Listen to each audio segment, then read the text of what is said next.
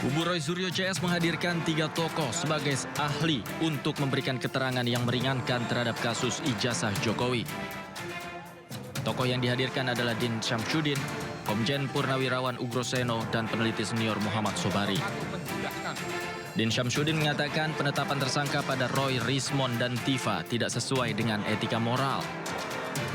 Ketersangkaan itu atau penersangkaan itu tidak sesuai dengan nilai-nilai etika moral maupun hukum dan politik yang saya pahami.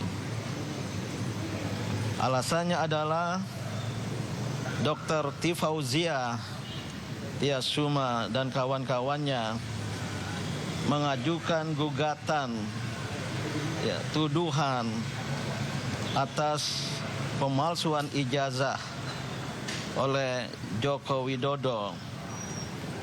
Menurut pendapat saya, itu adalah hak konstitusional sebagai seorang warga negara yang dijamin oleh konstitusi. Hal senada juga disampaikan oleh mantan Wakapolri Komjen Ugroseno. Ia mengatakan pasal-pasal yang digunakan oleh penyidik Polda Metro Jaya tidak tepat.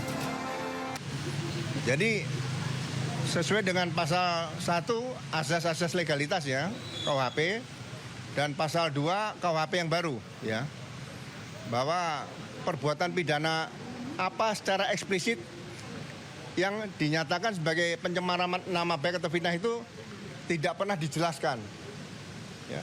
Hanya merasa dinyatakan dihina sehina-hinai dan direndahkan serendah-rendahnya seperti itu ya.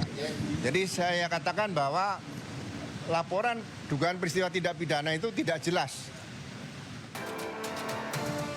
Sementara itu peneliti senior Muhammad Sobari mengatakan pasal yang dikenakan pada Roy Suryo CS adalah pasal kebatilan. 3 tokoh kita ini bukan orang-orang semacam itu. Mereka dalam perjuangan dunia ilmiah, kalau ada risiko hadapi, kenapa takut risiko? Nah, beliau semuanya orang yang bekerja di wilayah bebas aturan-aturan hukum tadi itu, namun dipanggil. Ada pasal-pasal yang dipakai untuk menuduhkan, itu pasal kebatilan. Pasal-pasal yang dipakai untuk menuduh itu tidak punya dasar karena tidak ada aturannya. Sebelumnya berkas perkara Roy Suryo CS dikembalikan oleh Kejaksaan karena dinilai belum lengkap. Pemeriksaan saksi dan ahli kali ini untuk melengkapi berkas perkara mereka sebelum dikirimkan kembali ke Kejaksaan. Dari Jakarta, tim Liputan iNews melaporkan. Jokowi tiba di Mapolresta Solo pada Rabu sore dan disambut oleh Kapolresta Solo Kombes Catur Cahyono Wibowo. Kedatangan Jokowi untuk berikan keterangan tambahan dalam kasus dugaan pencemaran nama baik terkait tudingan ijazah palsu yang dilaporkan ke Polda Metro Jaya.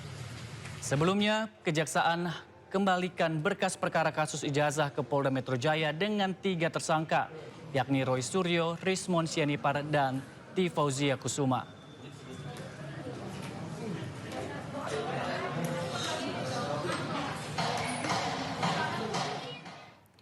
Puluhan pelajar di Kabupaten Aceh Singkil dilarikan ke rumah sakit diduga mengalami sakit perut pasca menyantap makan bergizi gratis. Bupati Aceh Singkil menyambangi puluhan pasien itu dan berjanji akan mendapat perawatan maksimal.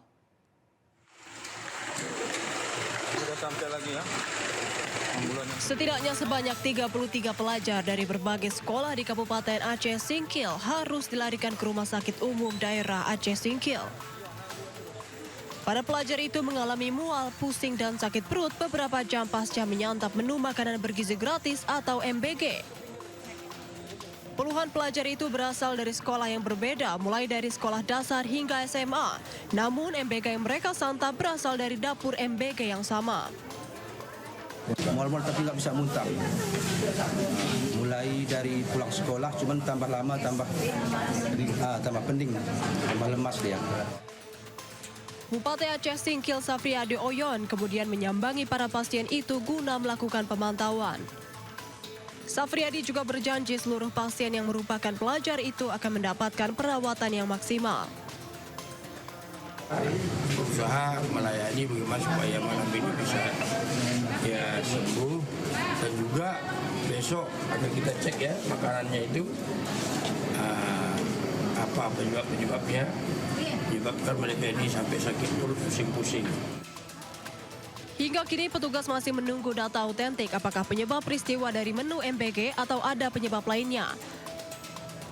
Atas kejadian ini, pemerintah Kabupaten Aceh Singkil akan membentuk tim guna melakukan pengecekan dan pemantauan terhadap dapur MBG yang ada. Dari Aceh Singkil, Suparman Munte, iNews melaporkan. 25 siswa SD negeri di Waru, Penajem Pasar Utara, Kalimantan Timur diduga mengalami keracunan makanan usai mengkonsumsi hidangan program makan bergizi gratis. Sementara di Kabupaten Dharma Masraya, Sumatera Barat, 221 orang yang mengalami gejala keracunan usai menyantap MBG.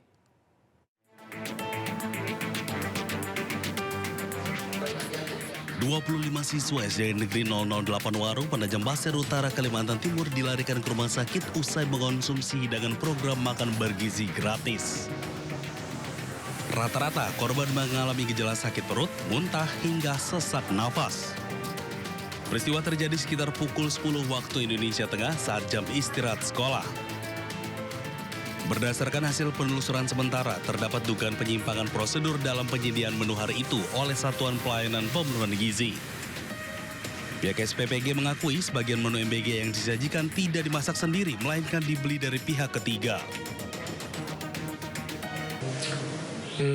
Ternyata dia membeli ya seperti puding diambil dari luar, ya. Nah, ternyata setelah dikonsumsi anak-anak itu keracunan mereka. Sementara di Kabupaten Dharmasraya, Sumatera Barat, 221 orang juga mengalami gejala keracunan usai menyantap MBG. Seluruh korban telah dilarikan ke berbagai fasilitas kesehatan, mulai dari puskesmas hingga RSUD Sungai Rumbai. 46 korban menjalani perawatan inap, sementara 175 lainnya diperbolehkan rawat jalan. Para korban terdiri dari pelajar, ibu hamil, lansia, hingga balita. Dan berdasarkan hasil investigasi kami, pemerintah kabupaten, memang ada SOP yang disalahi oleh dapur tersebut yang berada di Sungai Rumbai tersebut. Nah, salah satu kesalahannya itu adalah membeli makanan basah dari luar, sebenarnya itu tidak diperbolehkan di dalam Juknis BGN.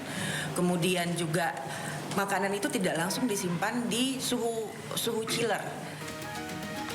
Buntut dari kasus ini, pemerintah daerah menghentikan operasional dan menutup tempat pengolahan SPPG sampai batas waktu yang belum ditentukan.